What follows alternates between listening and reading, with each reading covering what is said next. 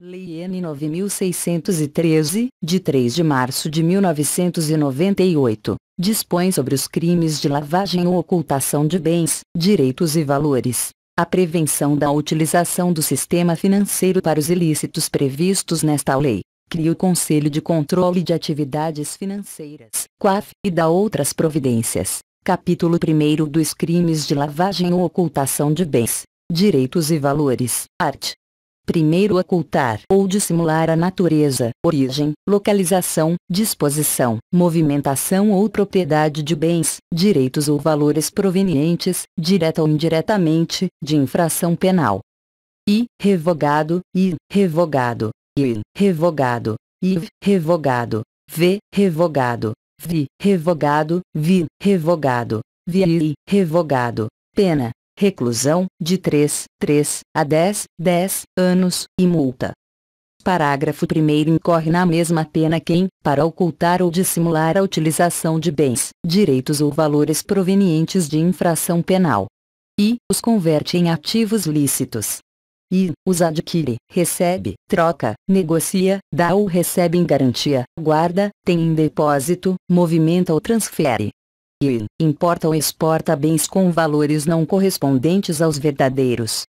Parágrafo 2º. Incorre, ainda, na mesma pena quem I. utiliza, na atividade econômica ou financeira, bens, direitos ou valores provenientes de infração penal, I. participa de grupo, associação ou escritório tendo conhecimento de que sua atividade principal ou secundária dirigida à prática de crimes previstos nesta lei.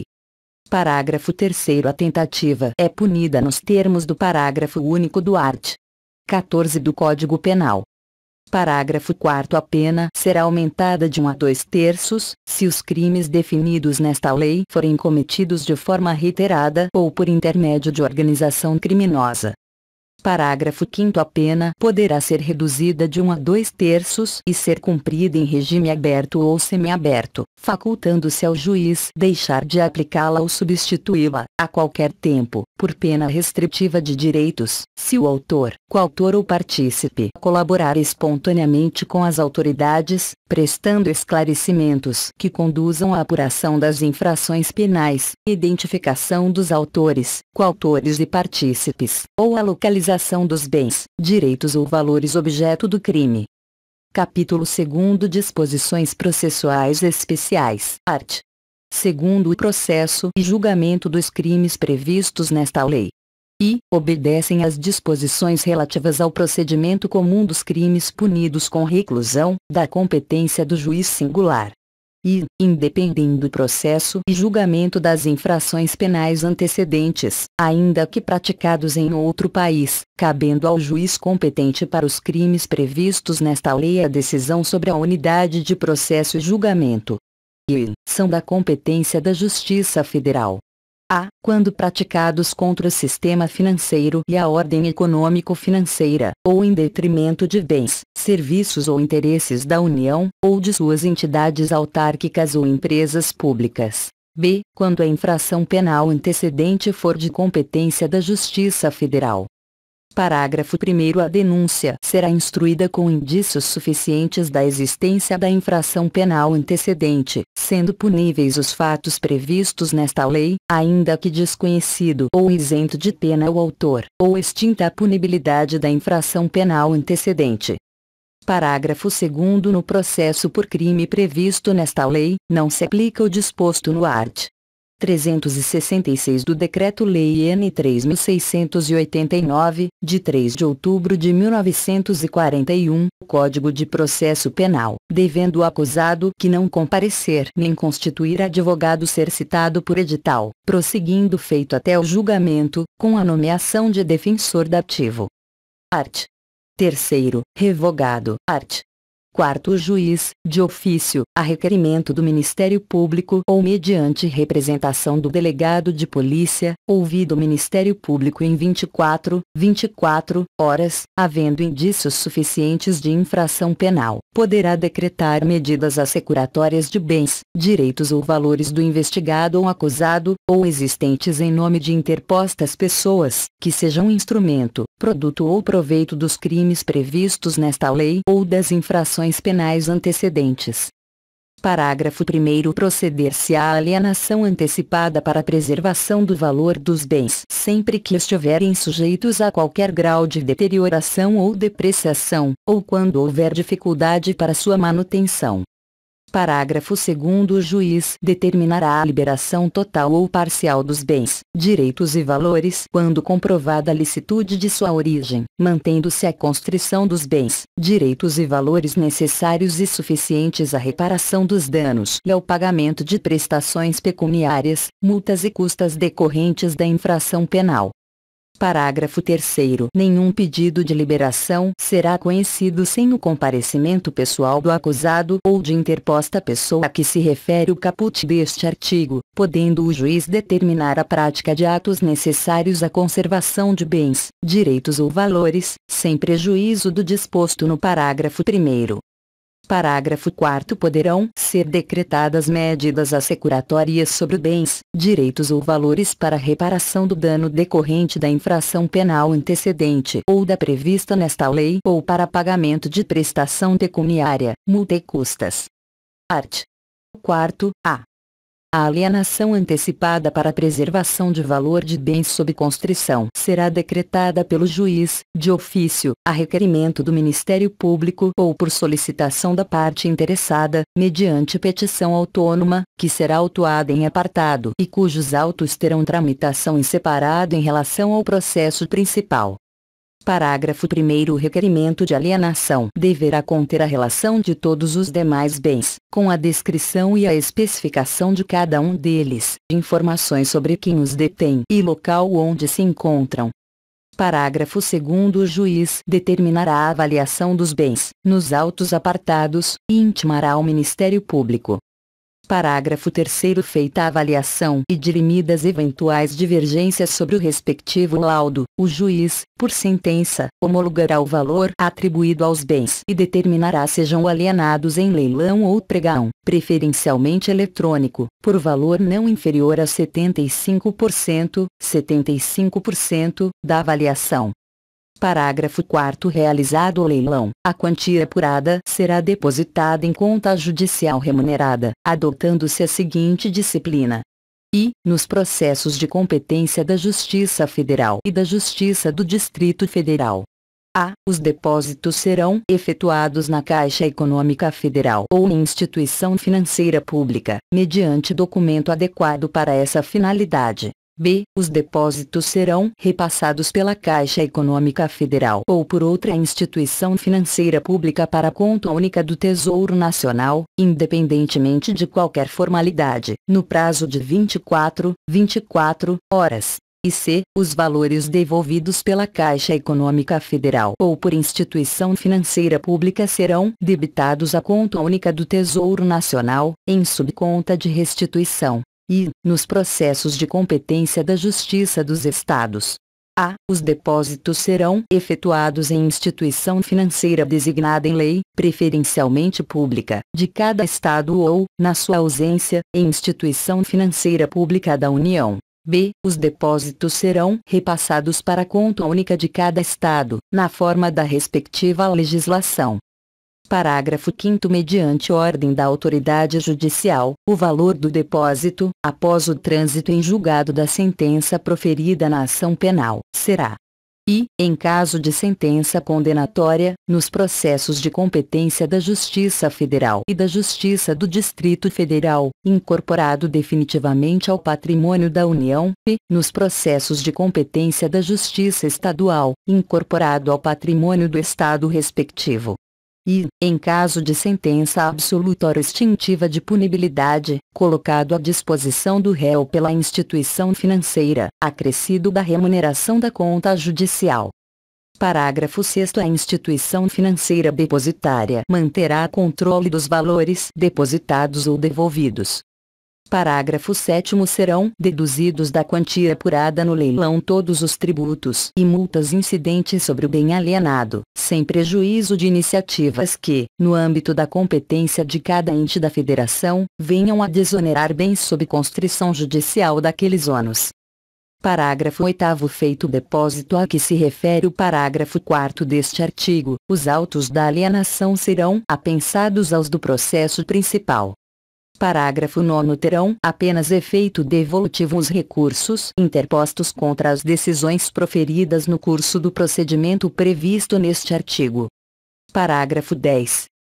Sobrevindo o trânsito em julgado de sentença penal condenatória, o juiz decretará, em favor, conforme o caso, da União ou do Estado, e a perda dos valores depositados na conta remunerada e da fiança, e a perda dos bens não alienados antecipadamente e daqueles aos quais não foi dada destinação prévia, e a perda dos bens não reclamados no prazo de 90 dias após o trânsito em julgado da sentença condenatória, ressalvado o direito de lesado ou terceiro de boa-fé. Parágrafo 11. Os bens a que se referem os incisos 2º e item do parágrafo 10 deste artigo serão adjudicados ou levados a leilão, depositando-se o saldo na conta única do respectivo ente. Parágrafo 12.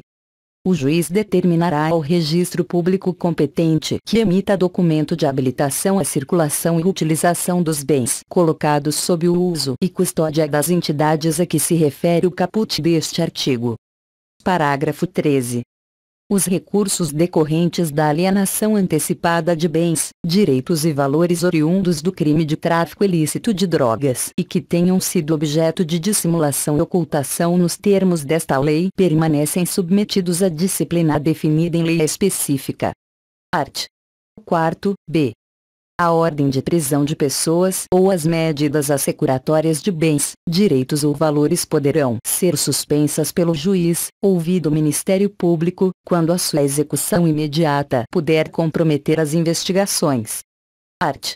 5º. Quando as circunstâncias o aconselharem, o juiz, ouvido o Ministério Público, nomeará a pessoa física ou jurídica qualificada para a administração dos bens, direitos ou valores sujeitos a medidas assecuratórias, mediante termo de compromisso.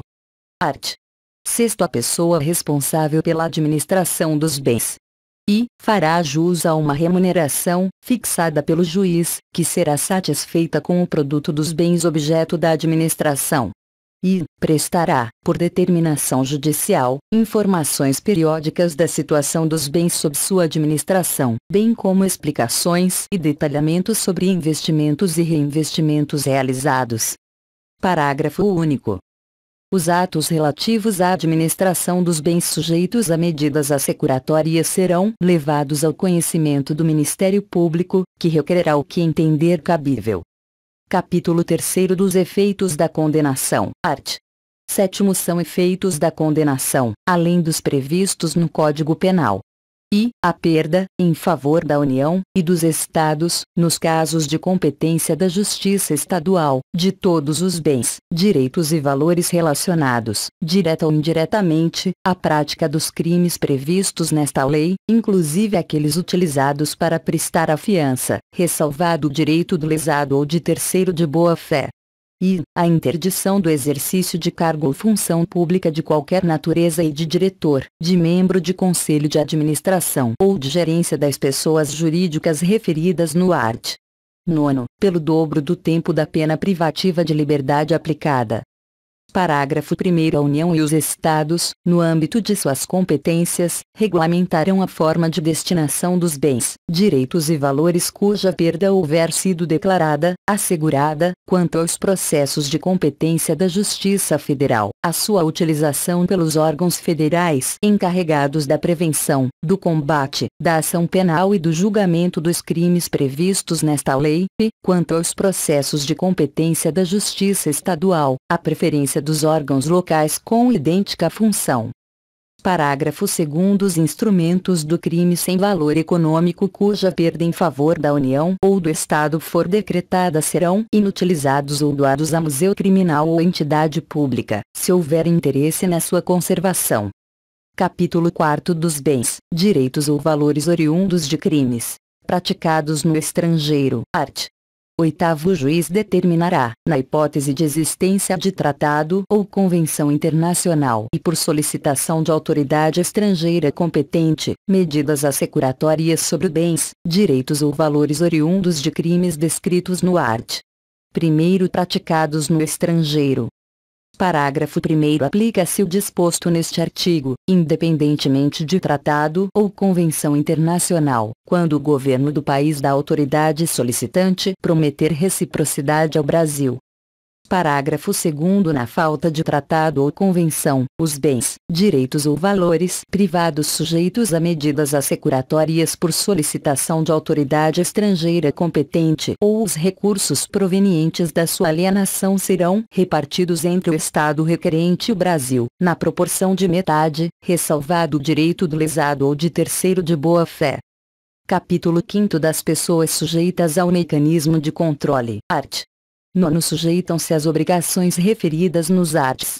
10 e 11. As pessoas físicas e jurídicas que tenham, em caráter permanente ou eventual, como atividade principal ou acessória, cumulativamente ou não, e a captação, intermediação e aplicação de recursos financeiros de terceiros, em moeda nacional ou estrangeira, e a compra e venda de moeda estrangeira ou ouro como ativo financeiro ou instrumento cambial, e a custódia, emissão, distribuição, liquidação, negociação, intermediação ou administração de títulos ou valores mobiliários.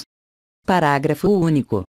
Sujeitam-se às mesmas obrigações e as bolsas de valores, as bolsas de mercadorias ou futuros e os sistemas de negociação do mercado de balcão organizado, e as seguradoras, as corretoras de seguros e as entidades de previdência complementar ou de capitalização, e as administradoras de cartões de credenciamento ou cartões de crédito, bem como as administradoras de consórcios para aquisição de bens ou serviços, e as administradoras ou empresas que se utilizem de cartão ou qualquer outro meio eletrônico, magnético ou equivalente, que permita a transferência de fundos.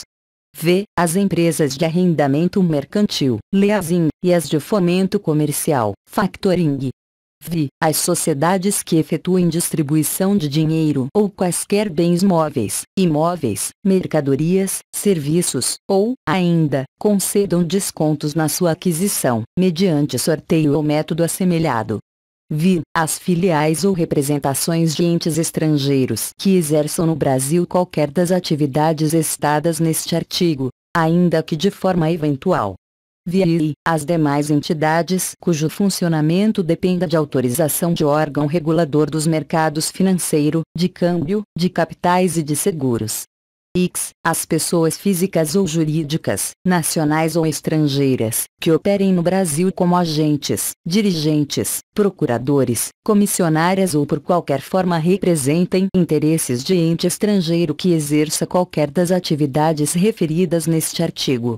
X. As pessoas físicas ou jurídicas que exerçam atividades de promoção imobiliária ou compra e venda de imóveis.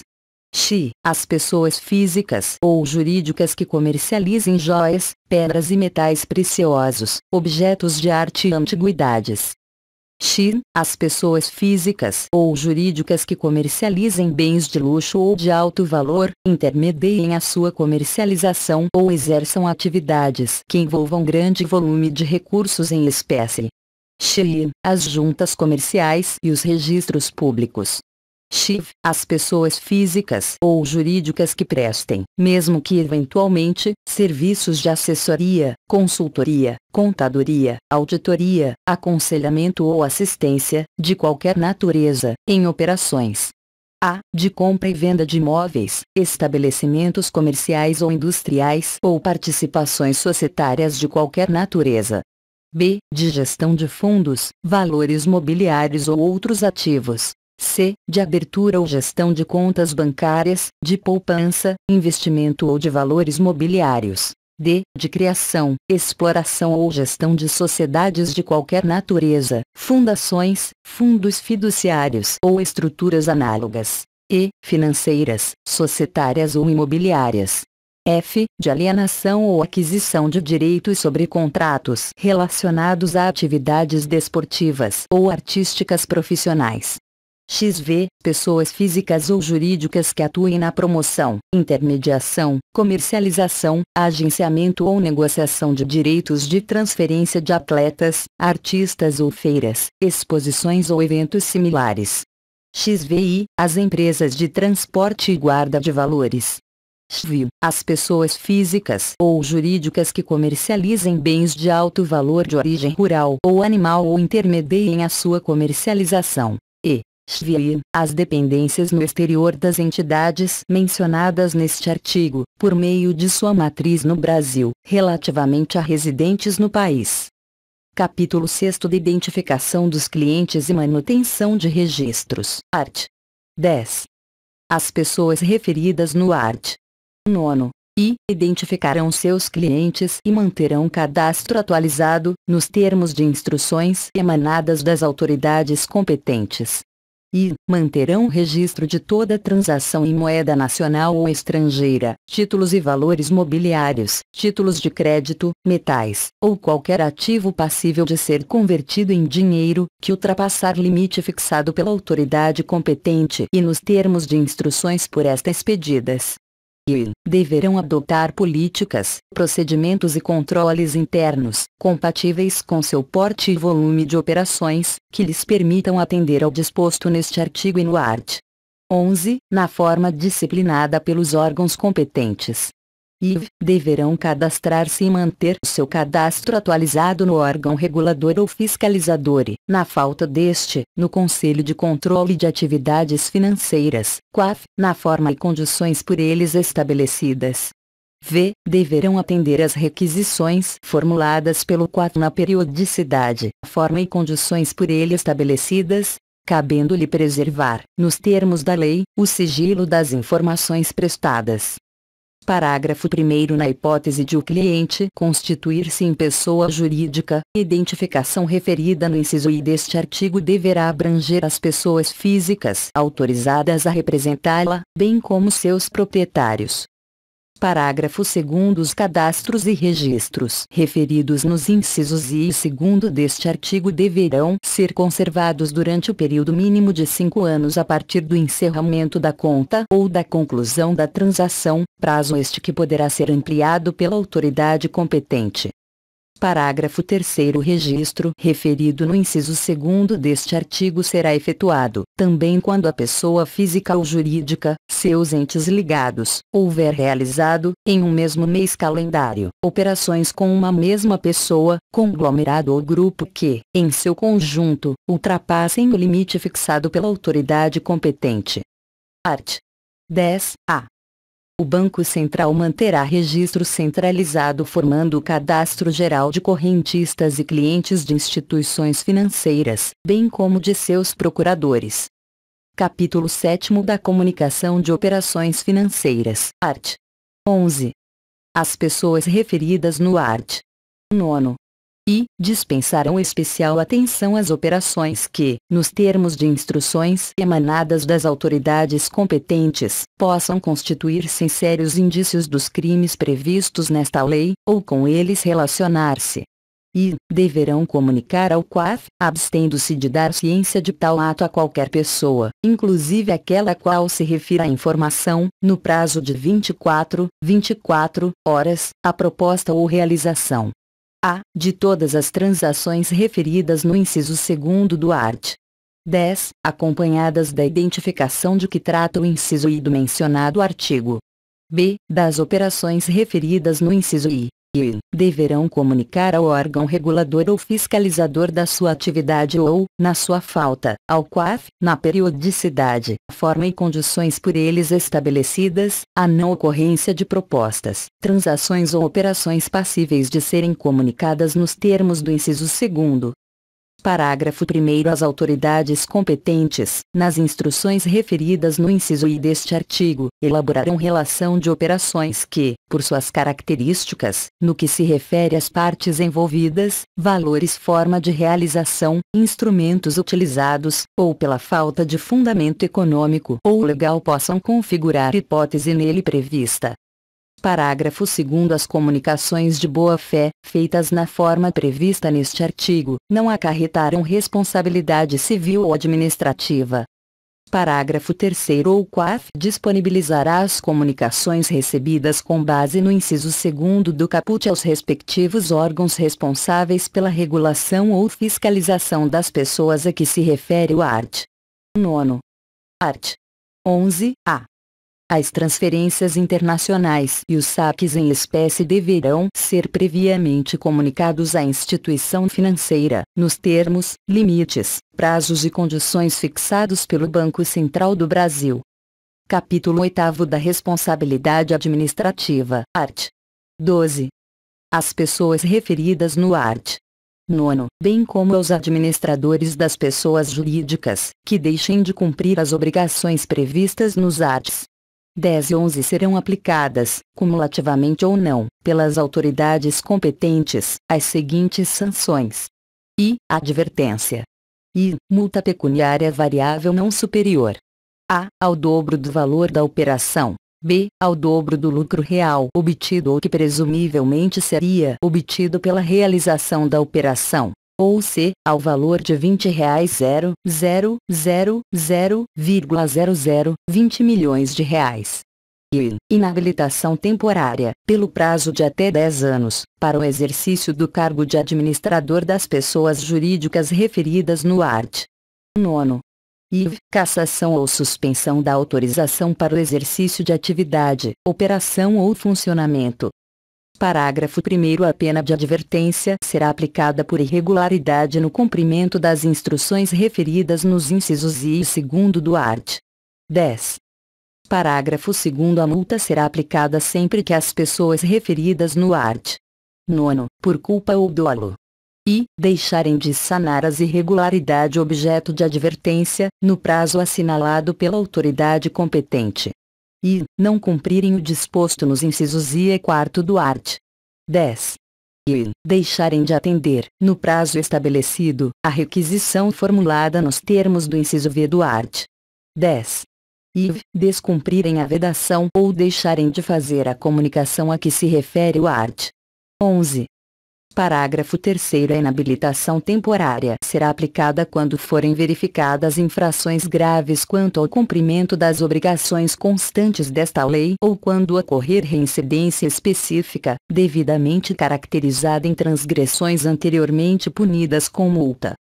Parágrafo 4º. A cassação da autorização será aplicada nos casos de reincidência específica de infrações anteriormente punidas com a pena prevista no inciso 3º do caput deste artigo. Art. 13. O procedimento para a aplicação das sanções previstas neste capítulo será regulado por decreto, assegurados o contraditório e a ampla defesa. Capítulo 9 do Conselho de Controle de Atividades Financeiras. Art. 14. É criado, no âmbito do Ministério da Fazenda, o Conselho de Controle de Atividades Financeiras, COAF, com a finalidade de disciplinar, aplicar penas administrativas, receber, examinar e identificar as ocorrências suspeitas de atividades ilícitas previstas nesta lei, sem prejuízo da competência de outros órgãos e entidades. Parágrafo 1º. As instruções referidas no art.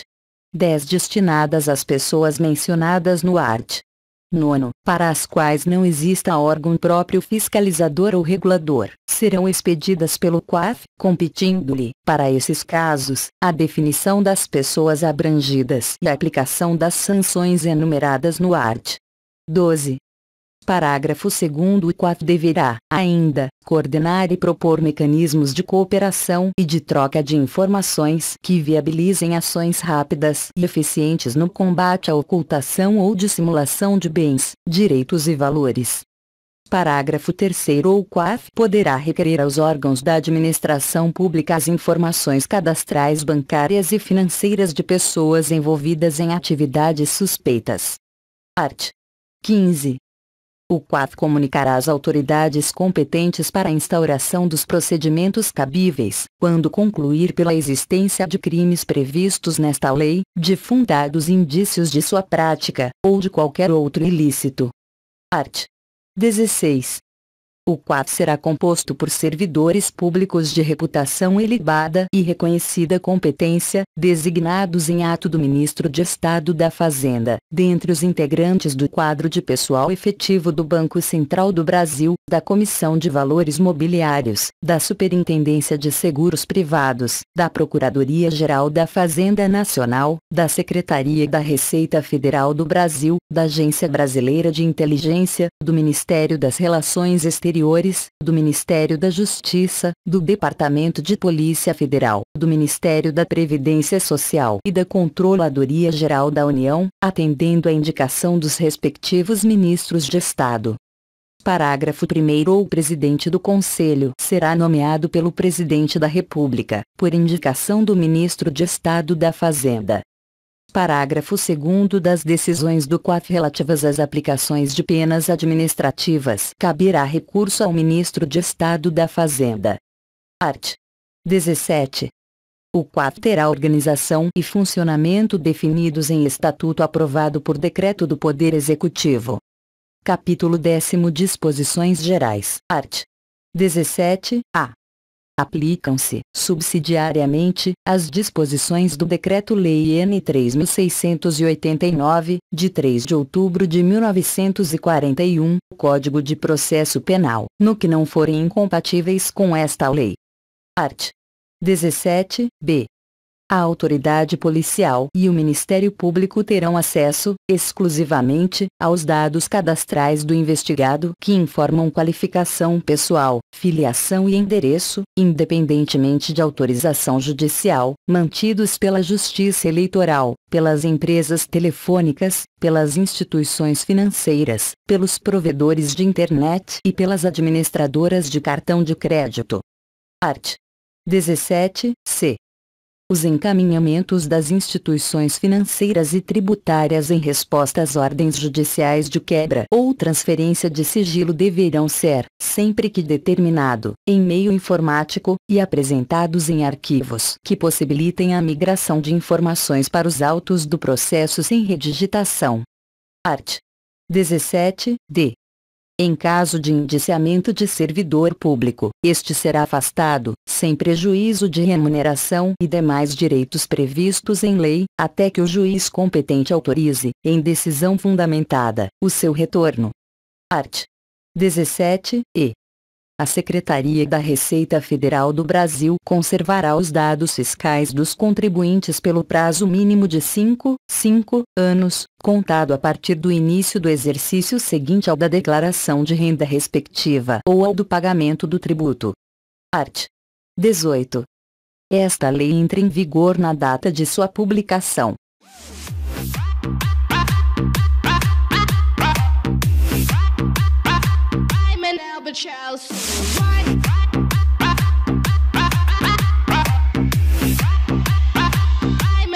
Yeah, Lori said she was a mouse.